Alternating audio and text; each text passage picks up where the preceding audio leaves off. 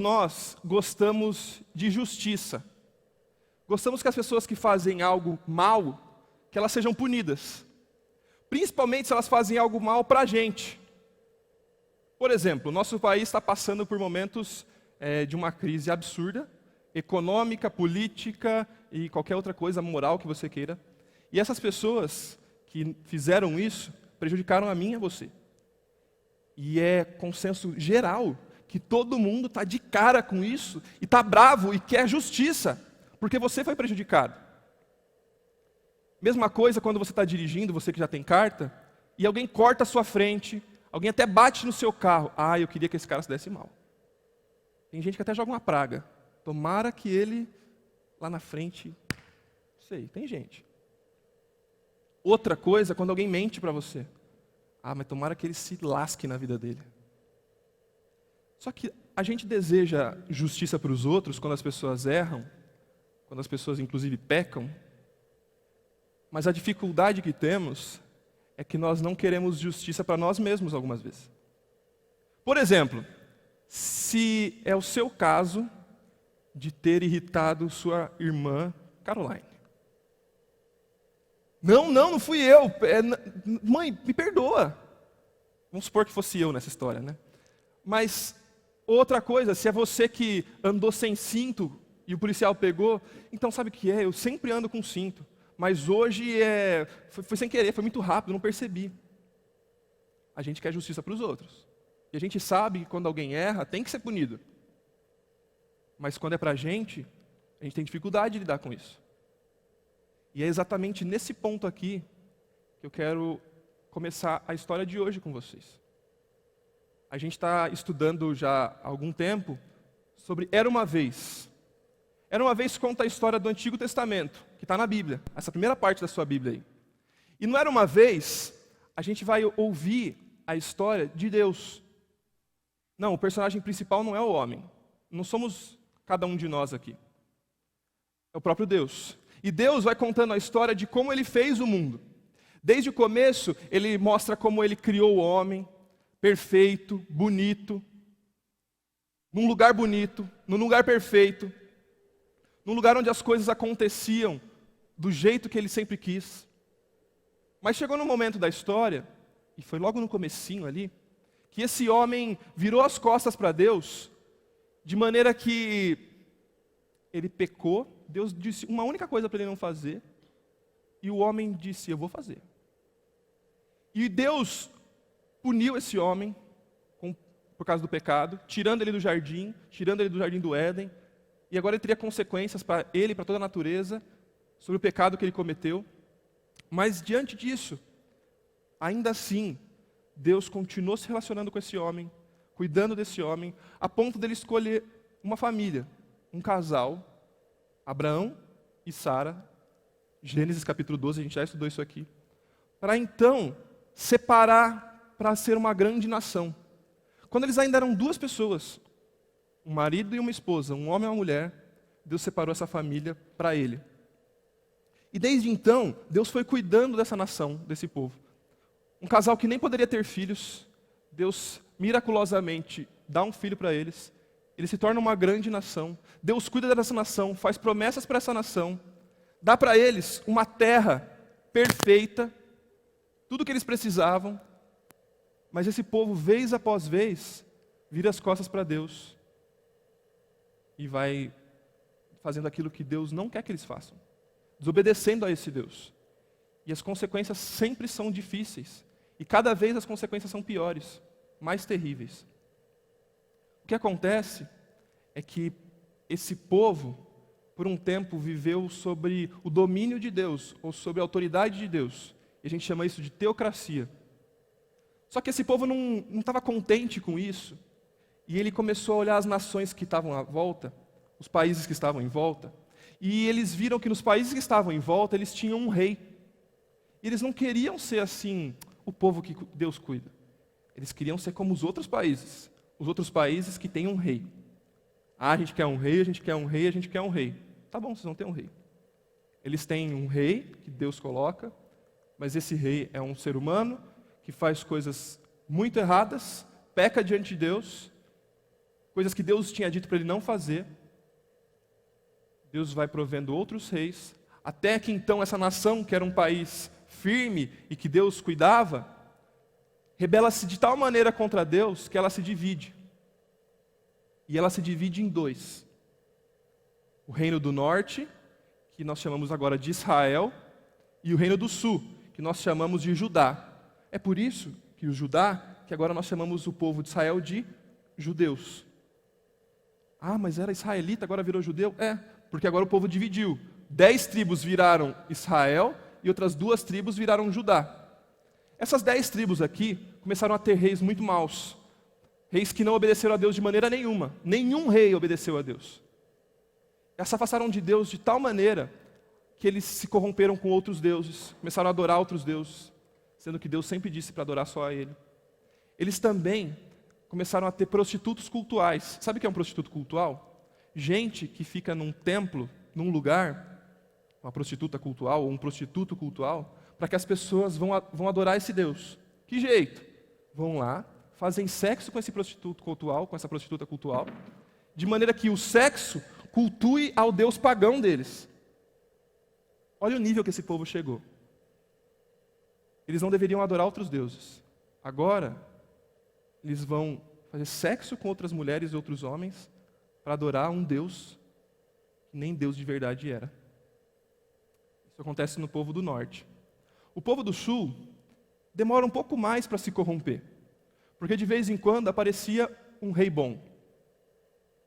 E a gente já viu na semana passada que ainda que de vez em quando aparecia um rei bom, a totalidade eram de reis ruins, que levavam a nação para cada vez mais longe de Deus.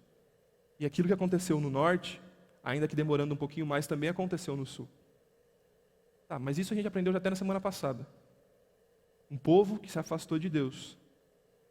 E por se afastar de Deus, eles vão tendo consequências difíceis. E Deus diz, olha, se vocês não se voltarem para mim, as consequências vão piorar. O juízo vai vir. Ah, mas se vocês... Mas a gente não, Deus, não faz isso não. É o seguinte, já dei essa lei há muito tempo. Eu disse para vocês o que vocês tinham o que fazer. Se vocês não se voltarem para mim, vocês vão sofrer. E é aqui que entra o nosso período de hoje. O cativeiro. O cativeiro, ele é um período que contempla 4 livros do Antigo Testamento. O livro de Lamentações, o livro de Ezequiel, o livro de Daniel e o livro de Ezequiel. 4 livros do Antigo Testamento.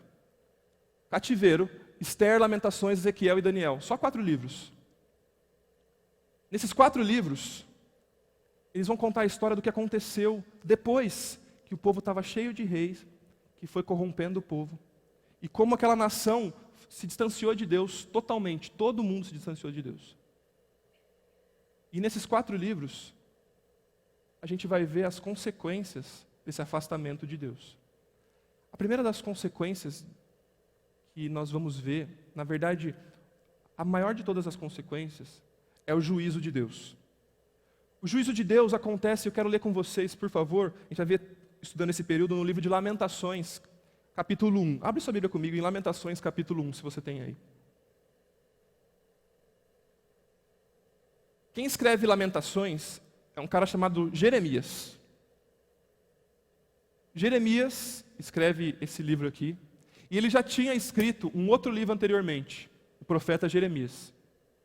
Nesse livro ele diz o seguinte, gente, o que já aconteceu no norte, que tinha acontecido um tempo antes, vai acontecer com a gente, se nós não obedecermos a Deus. Nós sofreremos por desobediência, por negligência ao Senhor. Deus está mandando avisar, galera, acorda, o pecado é coisa séria, não é brincadeira. Acho que o povo ouviu? Não ouviu. E esse mesmo Jeremias agora experimenta o que ele tinha profetizado para o povo, o que ele tinha dito que aconteceria. Um homem que foi chamado por Deus para dizer o que aconteceria e depois ele experimenta o que está acontecendo, diz para a gente o que está acontecendo e como isso é consequência do juízo de Deus. A gente já estudou também aqui, mas eu vou lembrar você.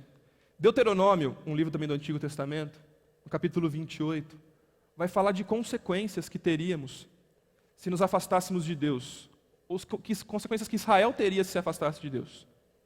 Eles já conheciam as consequências 800 anos, pelo menos 800 anos, antes do que está acontecendo aqui em Lamentações. Mas ainda assim, sabendo as consequências, sabendo o que eles precisavam fazer, eles foram lá e fizeram, e sofreram a punição por causa disso. Acompanha comigo. Quem é que causou o sofrimento que eles estavam experimentando? E eu já vou falar qual é o sofrimento daqui a pouco. Olha comigo o versículo 5 do capítulo 1. Quem é que trouxe o juízo para a nação? Quem é que trouxe esses problemas que eles estão passando para a nação? Seus adversários são os seus chefes. Seus inimigos, versículo 5, estão tranquilos. Olha só quem é que trouxe isso para eles. O Senhor trouxe tristeza por causa dos seus muitos pecados. Seus filhos foram levados ao exílio, prisioneiros dos seus adversários. O que aconteceu é que esse povo, que desobedeceu a Deus, foi dominado por uma nação. Tinha uma nação que era totalmente má, totalmente sem escrúpulo algum, a ponto de castigar as pessoas só por hobby. Isso aconteceu no norte com a Síria, mas aconteceu no sul com a Babilônia, e você deve ter ouvido falar da Babilônia.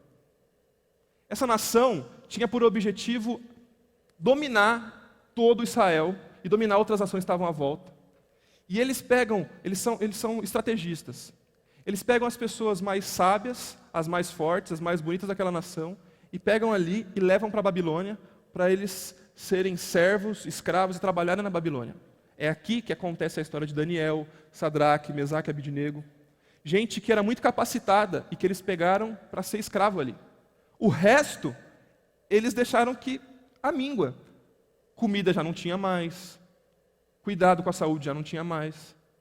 Eles foram exilados, ou seja, deixaram de lado, inclusive se tornaram escravos. A Babilônia trouxe grande sofrimento para Israel. E sabe quem é que causou isso? Quem é que trouxe a Babilônia, a nação tão má, para julgar esse povo mau também, Israel? O próprio Deus. Isso é bastante pesado. A consequência do pecado deles trouxe sofrimento para eles. Um povo que sofreu por não obedecer a Deus. É como se, por nossa maldade, Deus pegasse um povo muito mau de hoje em dia, tipo o Estado Islâmico, que mata a gente por matar, para nos castigar por nossa maldade. Mas ainda não para por aí. Olha como é que a gente vai saber se realmente é Deus que está fazendo isso. Olha o versículo 8. Jerusalém cometeu graves pecados, por isso tornou-se impura. A consequência disso por causa dos pecados. Continuando um pouquinho aí, versículo 18. O Senhor é justo, mas eu me rebelei contra a sua ordem. Foi Deus que fez isso. Versículo 1 do capítulo 2. O Senhor cobriu a cidade de Sião com a nuvem da sua ira.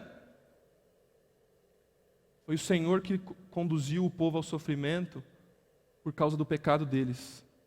Juízo, disciplina por causa da infidelidade desses homens. Versículo 7 do capítulo 2. O Senhor rejeitou o altar e abandonou o seu santuário.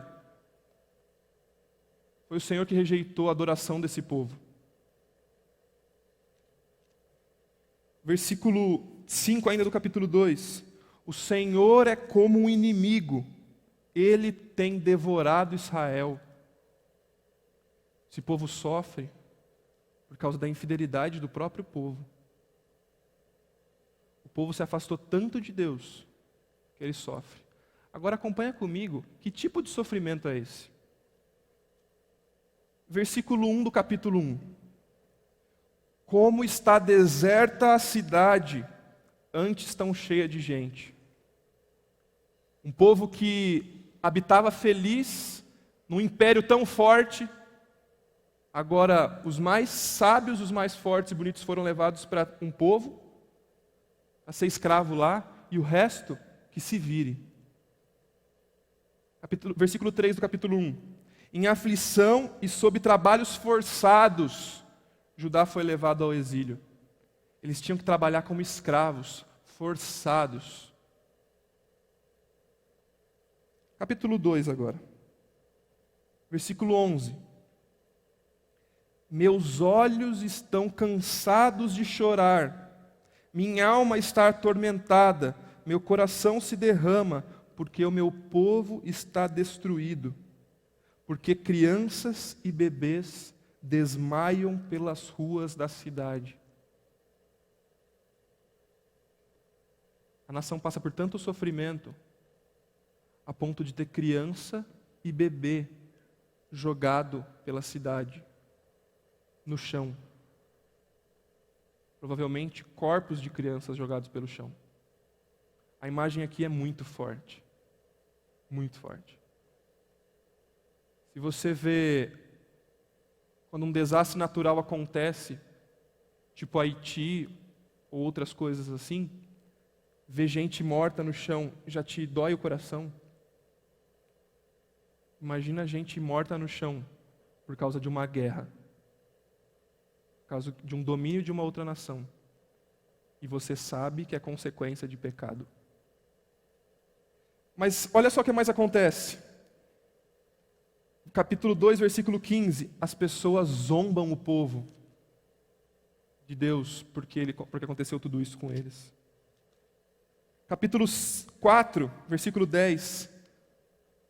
Com as próprias mãos, mulheres que eram bondosas, cozinham seus próprios filhos, que se tornam comida quando o seu povo foi destruído. Tem mãe boa cozinhando o próprio filho para comer. Para você ver a situação do povo. Lembrando, por conta do pecado. Nossa pele está quente como forno, 5:10. Uma febre de tanta fome.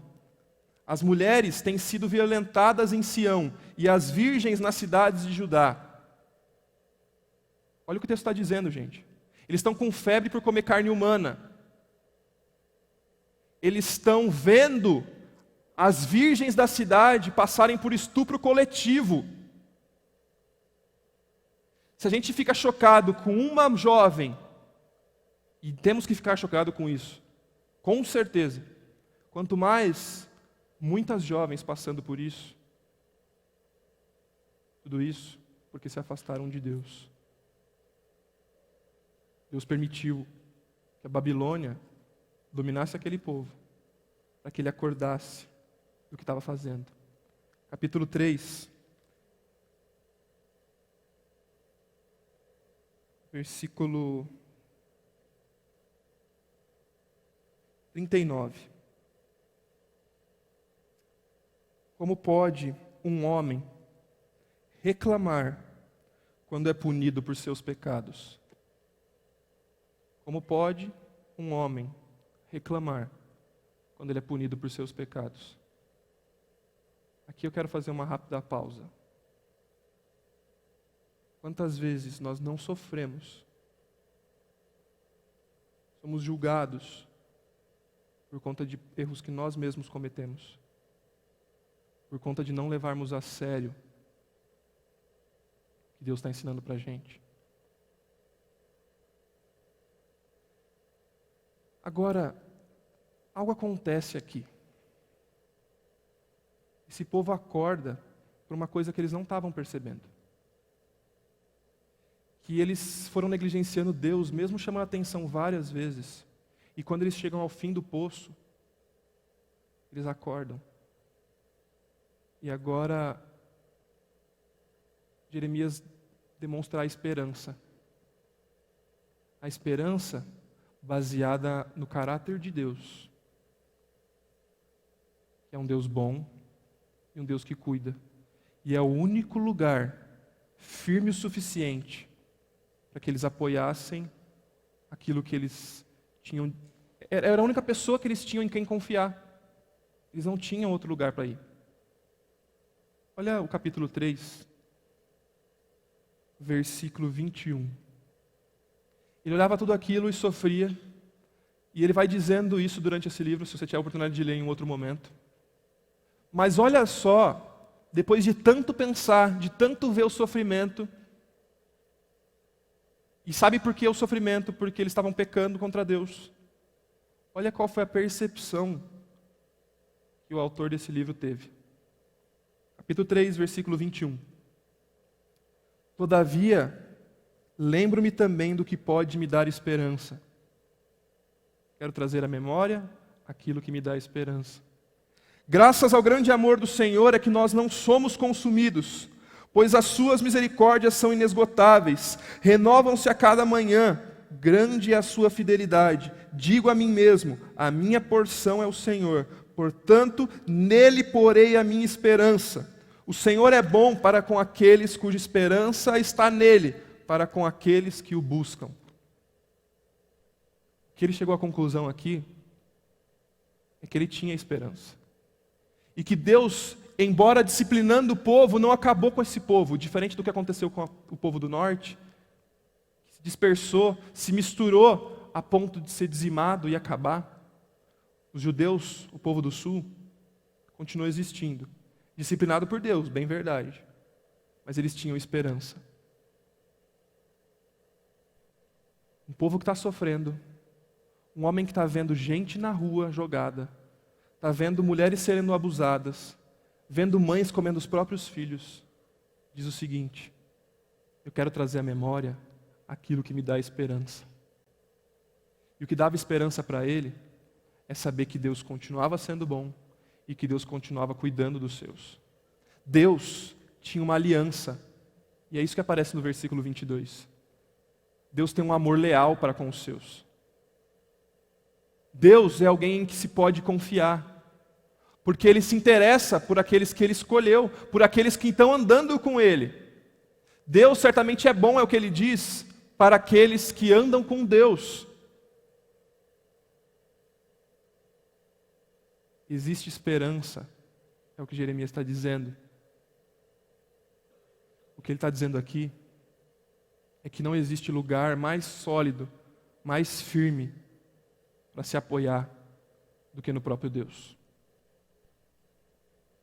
Não existe médico na hora da crise, não existe pai na hora do problema, não existe amigo, não existe namorada, não existe mais nada em que vale a pena se confiar, senão no próprio Deus. É isso que ele está dizendo aqui.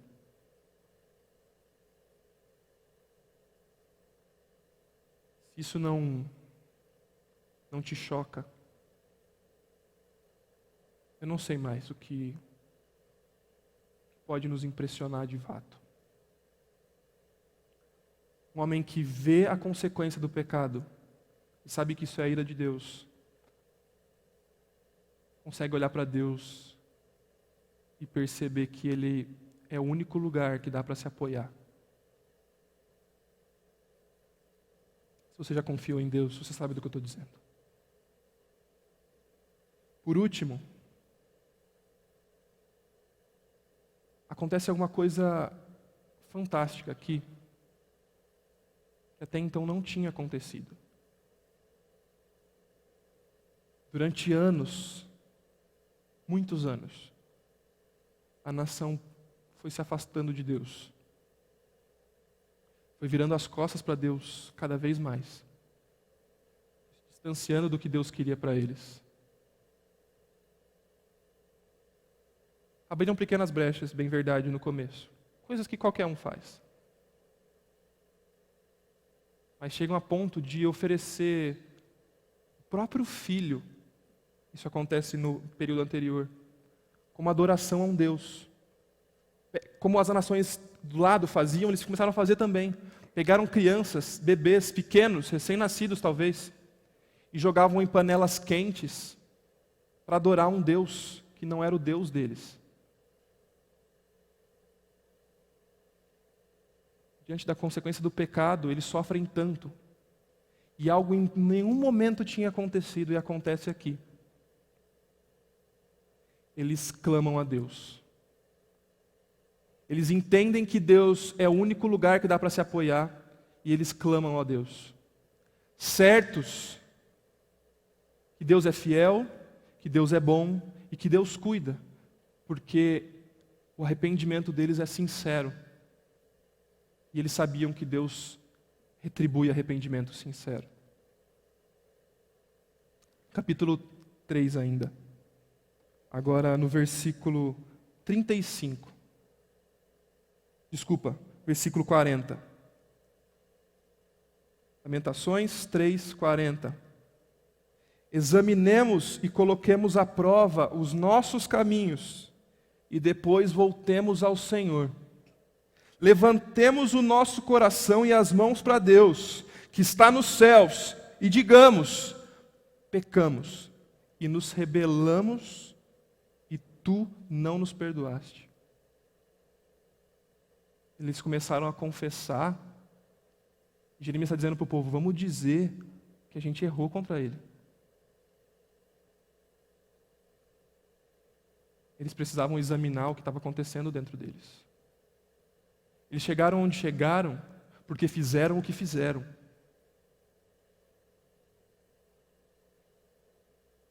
Gente, tem coisa que acontece na nossa vida que é consequência do nosso próprio pecado.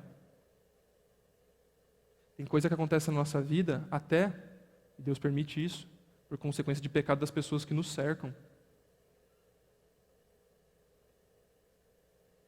Se a gente não buscar em Deus, quando depende da gente, o nosso arrependimento, se a gente não buscar em Deus ajuda para passar e aguentar esses sofrimentos que outras pessoas causam em nós também, não tem para onde correr. Versículo 55, do capítulo 3 ainda. Clamei pelo teu nome, Senhor, das profundezas da cova. Ele está se comparando com alguém que está morto, dentro da cova. Sabe o que é uma cova, né? Onde a gente enterra as pessoas. Tu ouviste o meu clamor, está falando: Deus, o Senhor ouviu o que eu estava dizendo. Não feches os teus ouvidos aos meus gritos de socorro. Tu te aproximaste quando eu clamei e disseste: não tenha medo. Senhor, tu assumiste a minha causa e redimiste a minha vida. Esse povo estava passando por tanto sofrimento. E eles demoraram para entender e para cair a ficha de que tudo isso era consequência do pecado deles. E Deus precisou levá-los até o fundo do poço para eles enxergarem que tudo que eles estavam passando era porque eles estavam vivendo longe de Deus. Maluco isso, né? Eles não estavam passando por qualquer coisa. Estavam passando por coisas pesadas. Frutos do coração distante de Deus. Pecado é coisa séria, gente. Pecado destrói as nossas vidas. Pecado tem consequências terríveis e sinistras.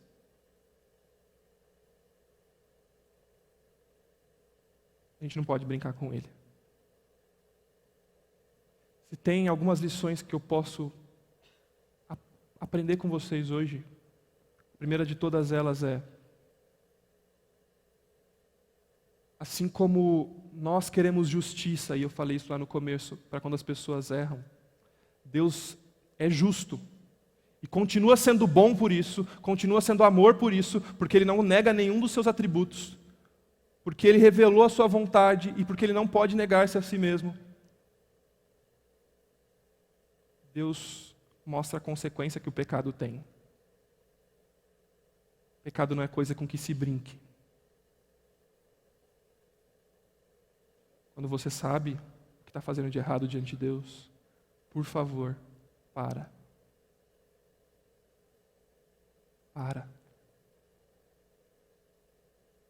Se a mão de Deus ainda não pesou, duas coisas podem estar acontecendo. Ou você não é filho de Deus e não apanhou do seu pai quando ele fez quando você faz coisa errada, por isso ele não pode te bater, porque não é seu filho. Ou ele está esperando.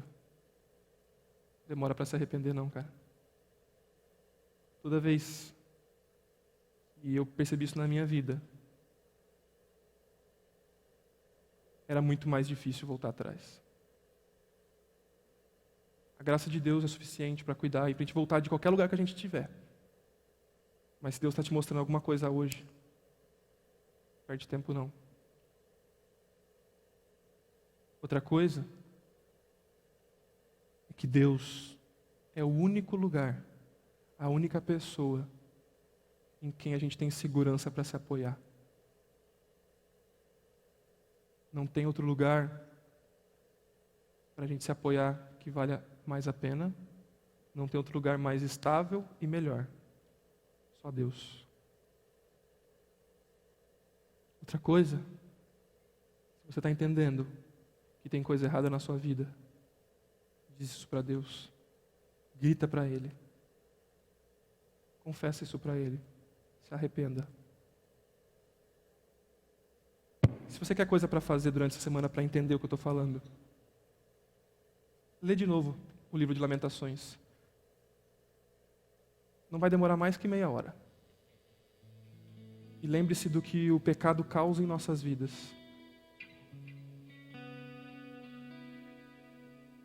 Se você não sabe como fazer isso, por favor, procure a mim ou alguém que te trouxe aqui hoje, ou outros pastores aqui da igreja. Volte-se para Deus.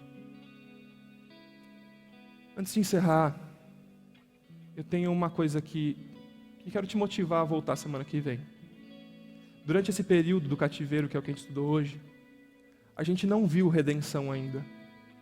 A gente não viu algo que Deus vai fazer. E certamente já fez na história. Na semana que vem, a gente vai ver a promessa sendo cumprida. De que quando as pessoas clamam arrependimento, Deus faz algo impressionante para livrar os seus. E ainda maior, pouco tempo depois, Ele traz Cristo Jesus para morrer na cruz por cada um de nós. Vê como a redenção faz ainda mais sentido? Como a salvação em Cristo Jesus é ainda maior? Volta semana que vem para ouvir sobre a esperança verdadeira. Por último, a esperança não é como uma cenoura na frente de um burro. Ele fica olhando para a cenoura e fica sempre caminhando para frente. Não, não é assim. Isso é esperança vazia. Mas quem tem em quem confiar e confia no próprio Deus, sabe que não é uma esperança ou uma cenourinha que você vai só para frente andando. Sabe que tudo que Deus já disse, Ele já fez, e que ainda tem algo ainda maior por vir. Está difícil? Calma. Entregue sua vida para Deus. E algo vai acontecer. Um futuro bem próximo, onde todos nós estaremos para sempre com Deus. Quero orar com vocês. Deus, muito obrigado, porque o Senhor nos tira de onde nós estamos, para nos levar onde nós nunca conseguiríamos chegar sozinhos. Obrigado, Deus, porque o pecado se revela algo tão ruim, que machuca todos nós. Deus, é impossível alguém que de alguma maneira não foi machucado pelo pecado, a não ser que seja insensível a Ele, Deus. Obrigado porque o Senhor nos mostra que todo o nosso sofrimento é causado porque viramos as costas para o Senhor um dia, ou porque nunca ligamos para o Senhor. Mas Deus, nós hoje queremos fazer como Jeremias, à luz do que temos aprendido, à luz do que já vimos em Cristo Jesus, E esperando daquilo que viveremos um dia, queremos trazer à memória, lembrar daquilo que nos dá esperança. Saber que teremos uma eternidade ao seu lado e que precisamos única e exclusivamente nos arrepender do que temos feito. Deus, se esse é o caso de alguém aqui, ajuda essa pessoa a dizer isso enquanto cantamos agora. Ela quer viver para o Senhor, Deus. E que ela não aguenta mais sofrer por causa do próprio pecado dela. Nos perdoa, Deus, por favor, e não nos deixa sofrer as consequências dos nossos pecados.